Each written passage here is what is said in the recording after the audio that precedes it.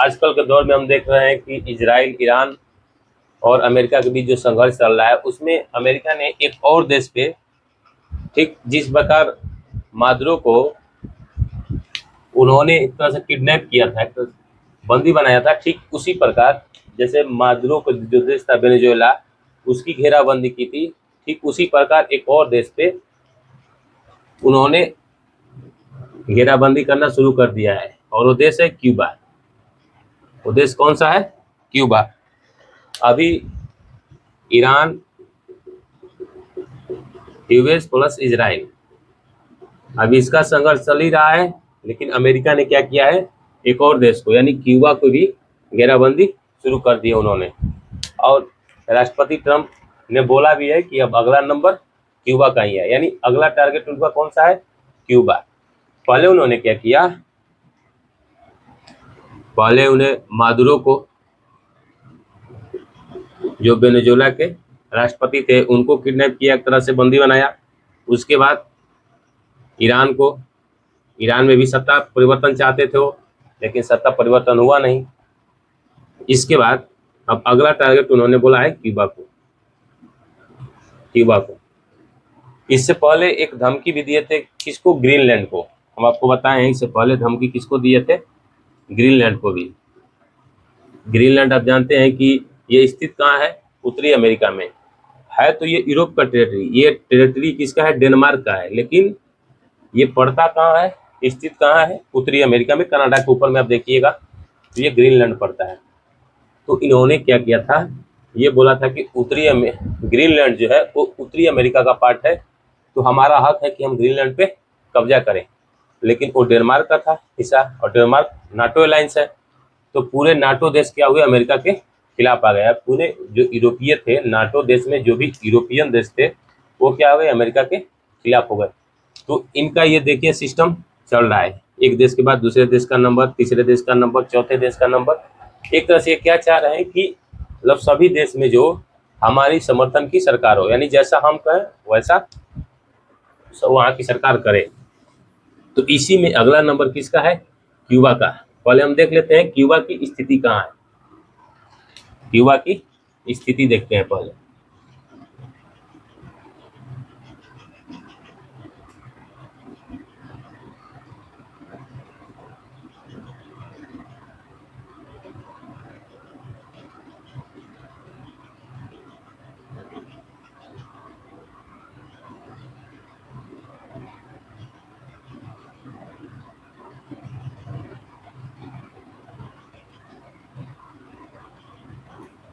ये कुछ इस तरह से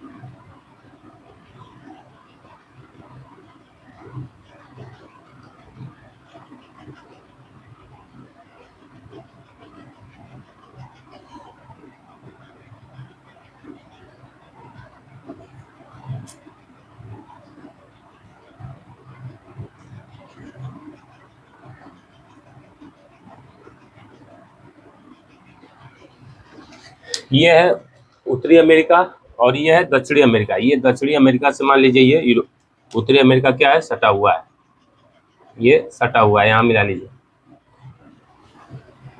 तो ये है यूएसए, ये है यूएसए, ये है कनाडा। यहाँ पे इसकी एक टेरिटरी है फ्लोरिडा, इस तरह से फ्लोरिडा। और यहीं पे है क्यूबा। क्यूबा के बाद यहाँ है हिस्पैनियोला द्वीप है, हिस्पैनियोला द्वीप। इस पे दो देश हैं, एक है हैती, एक ये है डोमिनिकन रिपब्लिक, और ये है क्यूबा, ये है क्यूबा। ये है मैक्सिको, ये है मैक्सिको, ये है उत्तरी अटलांटिक महासागर, उत्तरी अटलांटिक।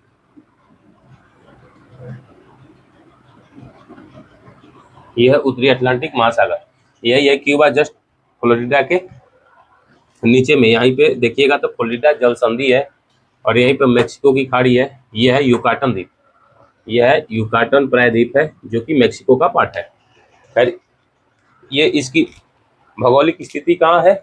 ये है अटलांटिक महासागर में, और ये ग्रेटर एंटिलीज का भाग है। इसमें देखेंगे तो कई सारे बड़े बड़े द्वीप मिलेंगे। इसके बाद यहाँ पे छोटे छोटे द्वीप मिलेंगे, जिसको हम लोग बोलते हैं वेस्ट इंडीज। तो इसको जो छोटे छोटे द्वीप हैं, इसको बोलते हैं लेसर एंटिलीज, और इसको जो बड़े बड़े द्वीप हैं, इसको बोलते हैं ग्रेटर एंटिलीज। तो यहीं पर देखेंगे ये क्यूबा है, और ये हिस्पनियोला द्वीप पे ये हैती, ये डोमिनिकन रिपब्लिक। इस पे दो देश हैं, हैती और डोमिनिकन रिपब्लिक। तो इसी क्यूबा को उन्होंने क्या किया है, घेराबंदी शुरू कर दी है। तो जब ये क्यूबा को घेराबंदी शुरू किए हैं, तो ये क्या हुआ है, पूरी तरह से ब्लैकआउट हो गया है, क्योंकि इसके चारों तरफ से इन्होंने क्या किया है, इसके चारों तरफ से अपने नेवी से घेर लिया है। जो उनकी नेवी सेना है, वो पूरी तरह से इस क्यूबा को चारों तरफ से घेर लिया है। तो एक तरह से किया गया है, पूरी दुनिया से कट गया है। जब चारों तरफ अमेरिका की नेवी है, तो ये पूरी दुनिया से कट गया है। तो इसको सप्लाई नहीं हो पा रही है, क्या ऊर्जा सप्लाई नहीं हो पा रही है, क्योंकि यहाँ पे जो तेल की सप्लाई होती थी। खैर, उसको हम बाद में देखते हैं, अभी इसकी हिस्ट्री देखते हैं। इसकी हिस्ट्री पहले क्या है, तो यहाँ पे आप जानते हैं, इधर ये अटलांटिक महासागर, तो इधर यूरोप है, यहाँ पे यूरोप है। तो यूरोप में देखेंगे जस्ट नीचे में, तो ये पुर्तगाल है। पुर्तगाल के ऊपर में यहाँ स्पेन आ जाता है। यहाँ देखिएगा पुर्तगाल, पुर्तगाल के ऊपर में स्पेन। तो इससे कम से कम 400 वर्षों तक इस क्यूबा पे 400 वर्षों तक स्पेन का कब्जा था। जब शुरू में, जब यहाँ पे यूएसए में स्पेन का जब कब्जा था, उस वक्त यहाँ पे क्यूबा में भी स्पेन का कब्जा था। जब ये यूएसए आज़ाद हो गया, तो उस टाइम पे भी इसका स्पेन का ये टेरिटरी था, क्योंकि स्पेन इस पे कब्जा किया था। तो इसके आज़ाद होने के बाद भी ये स्पेन के कब्जे में था, लेकिन अमेरिका ऐसा नहीं चाहता था, क्योंकि ये स्पेन, मान लीजिए कोई भी देश दूसरे देश के नज़दीक रहेगा, तो उसकी जो सारी कंडीशन होगी उस देश की, सब इसको पता होगी। तो इसीलिए अमेरिका चाहता था कि यहाँ से स्पेन भगाए, यहाँ से जो क्यूबा है, क्यूबा के लोग स्पेन जो गवर्नमेंट है यहाँ पे, उसके खिलाफ क्या करे, विद्रोह करे। तो यहाँ पे विद्रोह भड़का रहा था कौन, अमेरिका। किसके खिलाफ, स्पेन के खिलाफ। तो 1898 में 1898 में एक ट्रीटी होती है। अमेरिका एक ट्रीटी करता है, इसके एक साथ संधि करता है। अमेरिका एक संधि करता है, और इस संधि के थ्रू ये कहा जाता है, 1898 में इस संधि के थ्रू कहा जाता है कि आप स्पेन को यहाँ से भगाइए, हम आपका साथ देंगे। इसमें ये संधि कहा जाता है कि स्पेन को क्यूबा से हटाया जाए, और हम क्यूबा पे कब्जा नहीं करेंगे, क्यूबा पर कब्जा नहीं करेंगे। यानी एक तरह से वहाँ क्या, वहाँ की क्यूबा की खुद की सरकार होगी, जो इस क्यूबा को चलाएगी। इनका करा था 1898 में एक संधि होती है। इसके बाद 1901 में एक और संधि होती है। 1901 में एक और संधि होती है।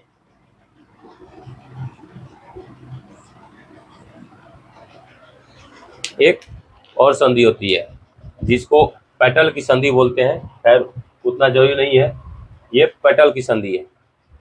तो 1901 में एक संधि होती है। तो इस संधि में अमेरिका ने क्या किया, जो ये 1858 की संधि थी, इसी का इसने विरोध कर दिया, इसका विरोध कर दिया।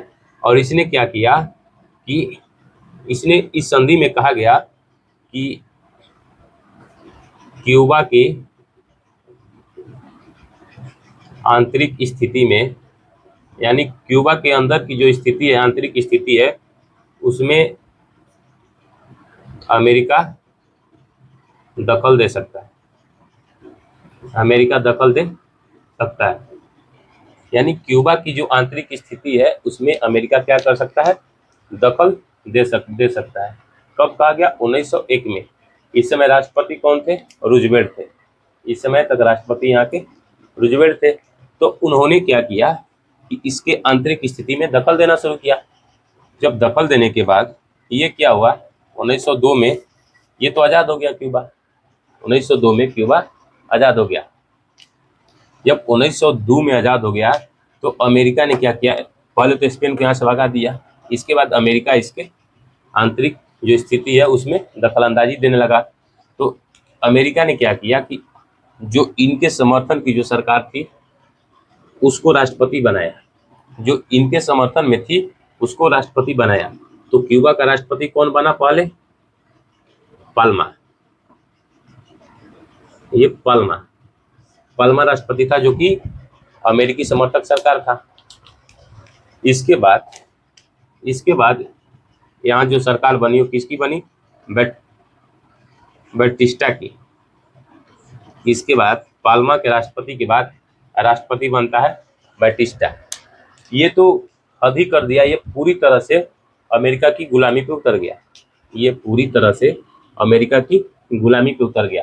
इसने क्या किया कि यहाँ पे जो भी लोग काम कर रहे थे, क्यूबा के जो लोग काम कर रहे थे, तो इसने क्या किया कि ये पूरी तरह से जो क्यूबा है, क्यूबा को पूरी तरह से अमेरिकी कंपनियों के लिए खोल दिया। मतलब अब यहाँ के जितनी भी यहाँ की नेचुरल रिसोर्सेज हैं, या फिर एक तरह से देखिएगा तो ये क्यूबा गन्ने की, यानी शक्कर का प्याला कहा जाता है। यहाँ गन्ने की सर्वाधिक खेती होती है पूरे विश्व में। उत्पादकता इस क्यूबा की सबसे ज़्यादा है। उत्पादकता बोल रहे, उत्पादन नहीं, उत्पादन में ब्राजील हो जाएगा, लेकिन उत्पादकता यानी प्रति हेक्टेयर गन्ने में सबसे ज़्यादा उत्पादन किसका है, क्यूबा का। इसीलिए इसको बोला जाता था शक्कर का प्याला, यानी चीनी का कटोरा इसको कहा जाता था। तो इसने क्या किया कि जो बैटिस्टा बने, तो इसने पूरी तरह से जो यहाँ पे जो चीनी था, जो गन्ना था, यहाँ पे कॉफ़ी होती है, यहाँ पे सिगार जो है उच्च कोटि का यहाँ पे सिगार प्रोड्यूस किया जाता है क्यूबा में। तो ये सभी के लिए क्या किया कि सभी काम, जो चीनी का निकालने का काम, यानी नेचुरल जो रिसोर्सेज हैं, जो प्राकृतिक संसाधन है उसका काम, ये सभी किसको दे दिया, ये दे दिया किसको, यूएसए की कंपनियों को। ये सभी काम यूएसए कंपनियों को दे दिया। तो ये पूरी तरह से इस पर किसका कब्जा हो गया, यूएसए का कब्जा हो गया। कब तक, ये लगभग 1959 तक, 1959 तक। ये 1933 में बनता है। 1933 से 1959 तक पूरी तरह से ये अमेरिका के कब्जा में रहा। लेकिन इसके बाद क्या हुआ कि इसके खिलाफ लोगों ने विद्रोह कर दिया। इसके खिलाफ क्योंकि पूरी तरह से जब अमेरिका को दे दिया इन्होंने, तो जो भी लोग यहाँ की चीनी फैक्ट्री में मान लीजिए काम कर रहे थे, या फिर सिगार उद्योग में काम कर रहे थे, या फिर जो प्राकृतिक संसाधन का जो दोहन हो रहा था, जो भी खनन हो रहा था उसमें काम कर रहे थे, तो अमेरिकी कंपनी ने क्या किया, उन सबको बाहर निकाल के जो अपने मजदूर थे उनको काम में रखने लगा, यानी अमेरिका के जो मजदूर थे वो उनको काम में रखने लगा। तो जिसके कारण क्या हुआ कि यहाँ लोग बेरोजगार होने लगे। तो जैसे ही लोग बेरोजगार होने लगे, इन्होंने क्या किया कि इनके खिलाफ विद्रोह कर दिया, बैटिस्टा के खिलाफ। और इसके बाद यहाँ का राष्ट्रपति बनता है कास्ट्रो। यहाँ का राष्ट्रपति कौन बनता है, कास्ट्रो। यहाँ का राष्ट्रपति बनेगा कास्ट्रो, जो कि अमेरिकी विरोधी सरकार है। ये कैसी सरकार है, यहाँ तक तो ये अमेरिकी समर्थन का सरकार था, यहाँ पे अमेरिकी विरोधी सरकार थी ये कास्ट्रो की। तो इन्होंने क्या किया, जैसे ही इन्होंने बना 1959 से, ये लगभग 50 बरस तक रहे। 1959 से 2007-8 तक रहे हैं ये कास्ट्रो। इन्होंने क्या किया कि यहाँ से जब जैसे ही ये बने, तो इन्होंने अमेरिकी कंपनियों को यहाँ से भगाना शुरू कर दिया। इन्होंने 1959 में ही, 1959 में इन्होंने क्या किया, यहाँ पे बोल दिया अमेरिकी बैंकिंग नॉट अलाउड, यानी अमेरिका की बैंक यहाँ पे काम नहीं करेगी। अमेरिकी कंपनियां काम नहीं करेगी, यानी अमेरिकी कंपनियां, अमेरिकी बैंकिंग यहाँ पे काम नहीं करेंगी। इससे क्या हुआ कि अमेरिकी कंपनी क्यूबा छोड़ को जाने लगी। तो क्यूबा छोड़ को जाने लगी तो ये जो कंपनियां यहाँ से यहाँ जा रही है, क्योंकि यहाँ पे इन्वेस्ट की है, तो यहाँ से कंपनी जब यहाँ जा रही थी तो इन्होंने सरकार पे जाकर अपना दबाव बनाया यूएसए में। उस समय यूएसए के राष्ट्रपति कौन थे? कैनेडी थे, JF कैनेडी। उस समय यूएसए के राष्ट्रपति थे JF कैनेडी। इधर राष्ट्रपति कौन है? कैस्ट्रो, जो कि अमेरिका विरोधी है, अमेरिका विरोधी है। तो यही कैस्ट्रो जब सारी कंपनियां को वहाँ भेजते हैं तो कैनेडी ने क्या किया, इनको एक मारने का प्लान बनाया। देखिए इन पे लगभग 600 बार अटैक किया गया है। कैस्ट्रो पर दुनिया के शायद ऐसा पहला ही राष्ट्रपति होगा जिस पे 600 बार अटैक किया गया है, अलग अलग तरीके से, कभी जहर देकर, कभी CIA के एजेंट, कभी वहाँ के खुद के लोगों के खिलाफ विद्रोह करके, मतलब इनको मारने के लिए अलग अलग से प्रयोग किए गए। लगभग 600 बार इनको असैसिनेशन का प्रयोग किया गया। किसके द्वारा? अमेरिका के द्वारा, यानी कैनेडी के द्वारा, जो वहाँ के राष्ट्रपति थे। इसके बाद जब 2007-8 में यहाँ कैस्ट्रो जब ये हटे तो ये अपने भाई को ही यहाँ नेतृत्व दे दिए। इसके बाद ये अपने भाई को नेतृत्व दे दिए। तो तभी से ये अमेरिकी विरोधी सरकार यहाँ से चलती आ रही है। तो ये इसका इतिहास था कि ये अमेरिकी विरोधी सरकार कैसे बनी। अब देखते हैं कि आखिर इसको लेकर ट्रम्प क्यों यहाँ पे इसका विरोध कर रहा है। ट्रम्प का कहना है कि क्यूबा जो है वो पहले यूएसए के सौ में था, यानी क्यूबा को पहले आप जानते हैं कि यूएसए, स्पेन से यूएसए ही आज़ाद कराया था।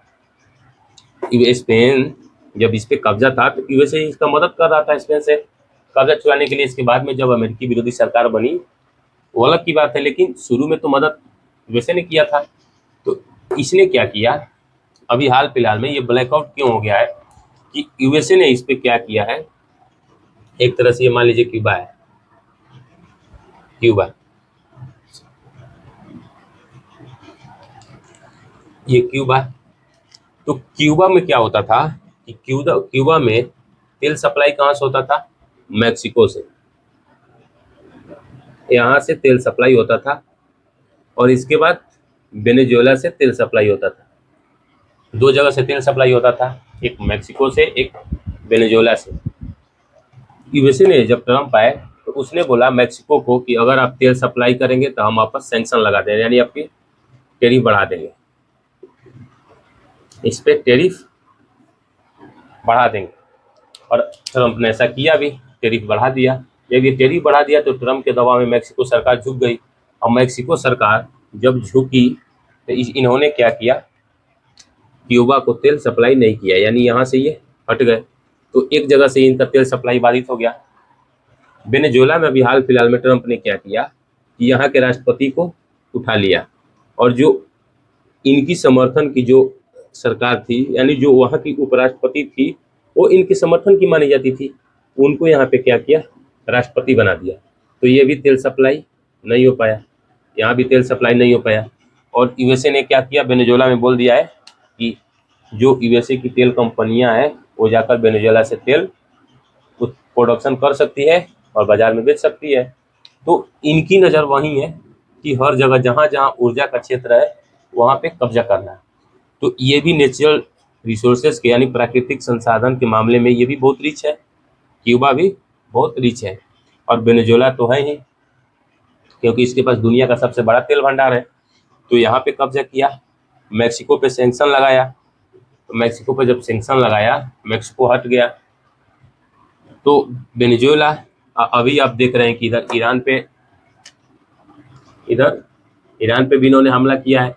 ईरान पे हमला किया तो वहाँ से भी, जैसे अभी बोल भी रहे हैं कि हमको ईरान से क्या मिला, हमको ईरान से एक तोहफा मिला। और तोहफा में क्या, ईरान जब ये समझौता करने के लिए बोल रहे हैं, ईरान से ये बोल रहे हैं कि ईरान हमसे समझौता करने के लिए मतलब बोल रहा है, तो बदले में क्या दे रहा है,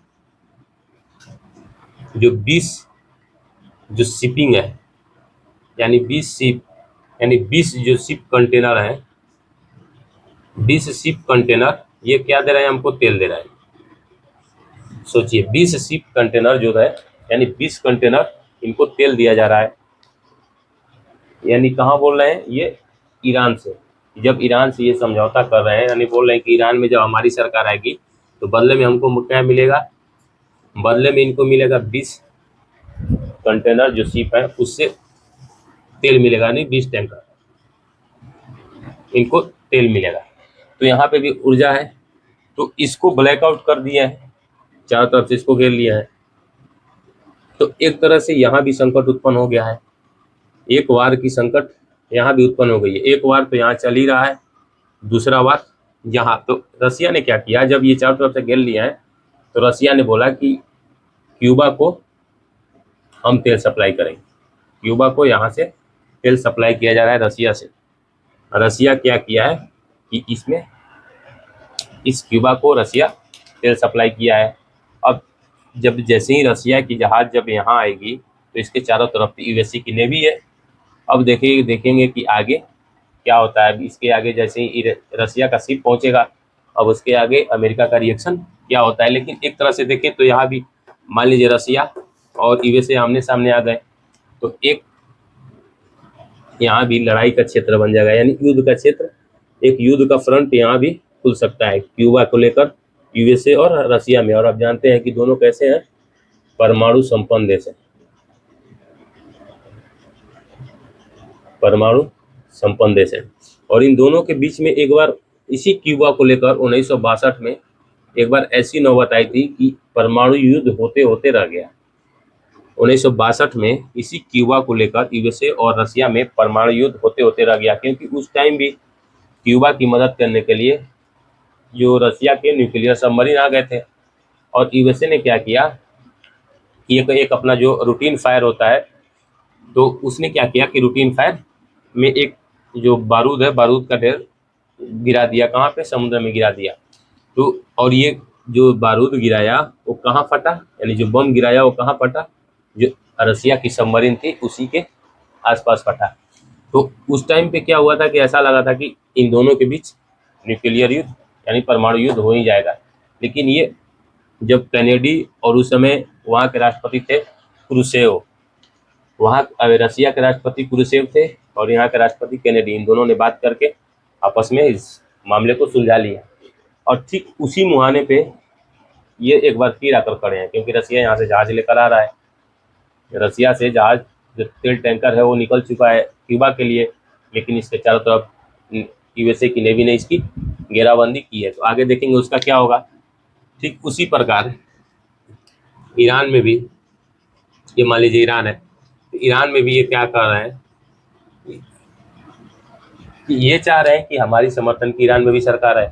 जब इनकी समर्थन की सरकार आएगी तो ये क्या करेंगे कि जिस तरह सऊदी अरब, यूएई, कुवैत, इराक, ये सबसे जहाँ तेल निकालते हैं उनकी कंपनियां और बेचती है, तो ये चाहते हैं कि हमको ईरान में भी हमारी समर्थन की सरकार आए और वहाँ से हम तेल निकालें अपने कंपनियों के थ्रू और बेचें। क्योंकि जब अमेरिका में चुनाव होता है, अमेरिका में जब इलेक्शन होता है तो उसमें एक लॉबी होती है, यानी कौन से लॉबी किस राष्ट्रपति को सपोर्ट कर रही है। तो जो बिजनेस, मान लीजिए जो ऑयल के बिजनेस व्यापारी हैं, यानी जो ऑयल के बिजनेसमैन है, वो क्या करते हैं, ट्रंप को सपोर्ट किए। वो ट्रंप को सपोर्ट किए तो ट्रंप वहाँ से जीत गए।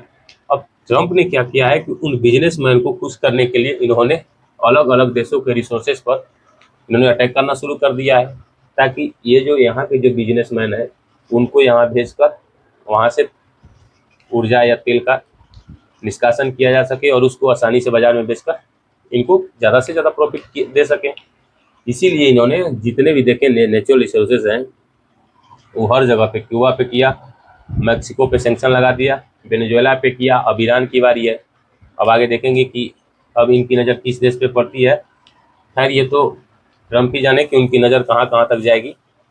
लेकिन ये देखिए कि एक तरह से पूरे वर्ल्ड को युद्ध में धकेल रहे हैं और इससे पूरे वर्ल्ड पे ही इकोनॉमिक क्राइसिस उत्पन्न हो जाएगी। अभी हाल फिलहाल में देख भी रहे हैं, ये अभी से ही ऊर्जा संकट उत्पन्न हो गई। अभी 1 महीना हुआ है लड़ाई के कि अभी सारे देश में लगभग ऊर्जा संकट उत्पन्न हो गई है।